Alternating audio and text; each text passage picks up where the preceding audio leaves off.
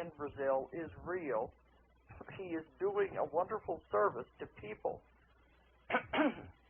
The woman who works with him down there, who was just up here, said they see as many as 2,000 people in a day. That is so remarkable, and they're able to help so many people. She said they have as many as 8 buses a day coming in there. And there are just so many people crowded in. But you know, all of them are not going to be healed because that's the way it is. Everybody is not supposed to be healed. It depends on their path. There are a lot of people, I've told in my classes, that really don't want to be healed. They don't know that consciously. They don't say that consciously. They always say, well, of course I want to be healed. I don't want to be sick. But on another level, they really don't want to be. So that's what they said down there. They occasionally get people who really sabotage themselves. And they want proof and different things. So I don't know what it is, but it seems as though I'm having more and more connection with the group down there that works with John of God. I have put a link on my website to Dr. Ely's wife, who arranges trips down there. And he said she can arrange airfare and the buses and the hotels and everything for the people who want to go down there and see him. And the other woman that came from Brazil said there are about 20 other websites, too, that will arrange things so that we can make people that want to go down there can make the journey anyway. So that's where I'm at right now. I suppose I may think of some more things. Right now, we are beginning to put my trip together for next year because every year, at least once or twice the year, I go out of the country and I go to other countries to talk. And I told you when I got back from India and Moscow and Amsterdam about those trips. The one we're putting together now, and it's just in the very beginning stages, will probably be next summer. And I'll be going to Australia. I'm not sure if I can work in New Zealand on this trip or not because it started out to be about 2 weeks, and now it looks like it'll be another month again. But I'm going to plan on doing the expo in Brisbane. I work with Patricia Hamilton, who has the Conscious Living magazine over there, and she always has a conference, an expo every year in Perth, and that's in November. And I told her, I just don't want to go out of the country again that soon. But she is going to have her first one in Brisbane next year. So we're going to start with that, and then I'll probably be going up to Perth, where she lives, and I'm thinking about doing a class up there in Perth. But all of this, if you watch my websites, you're going to be able to keep track of what I'm doing and where I'm going to be. Patricia wants to expand her magazine into many other countries. So she's planning a seminar in Singapore. Now, I don't think I am spilling any beans here because I imagine, even though it's in the very beginning, baby steps of planning this, I imagine other people have an idea what she's trying to put together. Well, I've been to Singapore before, but she wants to tag it into the same trip to go back there. Then, as long as I'm that close, I have to go to Hong Kong because I have people there that have brought me in there before, and they'd be upset with me if I came that close and didn't go to Hong Kong. But then I'll be going to one more place that is totally new. I'll be going into China on that trip. For some reason, everything that's been happening in the last 3 months are pulling me toward China. And more people are coming into my life that want to set things up there. So I think I'm going to have to go. And if I'm that close, I don't see how I could not go. In Taiwan, they have translated one of my books earlier this year. They translated Keepers of the Garden into Chinese. And now they're working on the 2 Convoluted Universe books to be translated into Chinese. And I'd be very interested in hearing the comments, because when the books come out in other languages, I always get a lot of very interesting mail. But I'm curious to find out what the Chinese think of my work anyway. So I know I'll be going there, and I'm going to be contacting the publisher there to see if we can put something together. We've also been contacted by 2 other publishers who want to do some more of the books. So I think we'll be working with all of them as we put together something in Taiwan. And then this last weekend at my class in San Jose, I ran into another woman who lives over there in Hong Kong, and she wants to put something together. And she said there's a possibility of even doing something in Shanghai. I always thought you get into the mainland, that's going to be a lot harder, because I didn't know if they were into metaphysics. And, I don't want to go anywhere where people are not interested in this, and I don't want to push.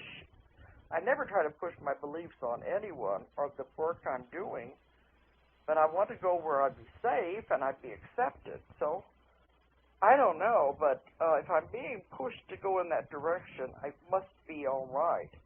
It was just like when I went to the Middle East, when I went to Dubai before Christmas. I was being pushed in that direction, and I couldn't understand why. It turned out to be really a wonderful trip. So I'm getting the idea that I'm supposed to go to Taiwan and possibly Shanghai. We'll see how that works out. But anyway, I'm already starting to work on 2007, so I've got a lot of trips coming up. I really would be curious to find out how that woman that emailed me, where she got the idea that I had died. I sure hope that's not going around the internet or anything. I would like to know where that rumor started, but I think that's interesting anyway. Okay, I think that's enough of that. Kind of catching everybody up. Now, I always told Don, don't worry about it if I don't have a guest. I can always find something to talk about, as you well know. But with me, there are so many of my books that I have not even touched on. And I had some people tell me this weekend, they said, we like your having guests on the show, but we like you to talk about your books also. So it looks like tonight that's what I'm supposed to be doing. Now, several of my books I have not spoken on. Before Christmas last year, I did talk about the Jesus books, and I spoke early on. I've done about 30 shows now, and early on I spoke about the life after death. Well, tonight I want to talk a little bit about the Nostradamus material.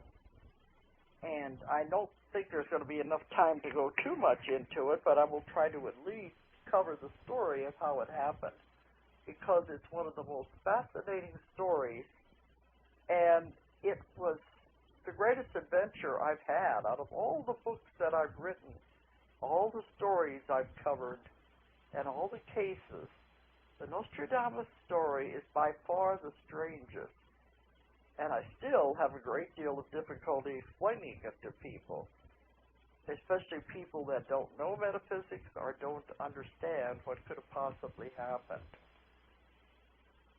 Now, we are in the process now of making a movie about the Nostradamus story.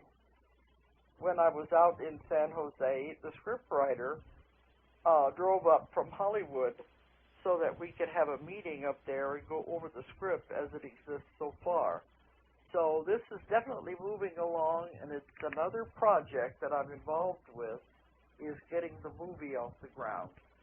So that is also coming into fruition anyway. But we're going to focus on the story, because the story is so strange of how I made the connection with Nostradamus. Right. It started about 20 years ago now, because it was in 1986 And in those days, I was just doing normal past life regressions. I was not really into the therapy part of it yet, and I had not really developed my technique for contacting the subconscious mind. I was just doing what I considered to be normal past life regressions, and that was what I was working on. And a lot of the things I discovered then, I didn't understand at all. But now it's beginning to make a little more sense to me, especially after I went through the convoluted universe work. Some of these things are so strange and way out there that now it's becoming the norm, I guess you would say. But I'm glad that they spoon-fed me along the way. It was like they gave me a little spoonful of information, waited for me to digest that. Then they gave me a little more, another spoonful, had me digest that, until I was growing gradually without really knowing it. A few months ago, I had a client who came to me, and one of his questions he wanted to know was his purpose. What am I supposed to be doing? Am I on the right path? What am I supposed to be doing with my life? Which is a very common question. Just about everybody that comes to see me asks the same question. It can be answered if it is appropriate. Because the subconscious will say, suppose you were given the information too soon. Suppose what your future was supposed to be, your purpose, was 180 degrees from what your life is right now. And if you knew too soon, you would say, oh, no, that's the last thing I'd ever want to do. And you'd put blocks in the way and keep yourself from doing it. In that case, the subconscious is very wise. It would say, it's not appropriate. So this man who came to see me, that was one thing he wanted to know. What was his purpose? What was he supposed to be doing? The subconscious said, we can't tell him, it's not time. But they said, oh, we wish we could. You don't know what we see. But we have our instructions just as you have yours. But he said, consider he is where you were 20 years ago. He said, when you start off with a baby, which he was taking his baby steps, and I was taking my baby steps, 20 years ago. So you start off with a baby, you give them milk, then you give them cereal, then you give them chopped vegetables. You don't give a baby a 3-course meal all at one time. It's not going to work. That's what they meant. This man was absolutely incapable of understanding what was going to happen because it was way out of his range of learning at this time. And that's the same thing that happened to me in the beginning. The information I'm getting now, if I would have got 20 years ago, I would never have understood it. I would have been overwhelmed, and I probably would have just thrown it away. So it wouldn't have been any good to anybody. So in their wisdom, they were spoon-feeding me along, a little bit here, a little bit there, just like it was saying to the man, you have to take your baby steps, you have to get your pablum, you have to get your chopped vegetables before you're ready to tackle the meat, the real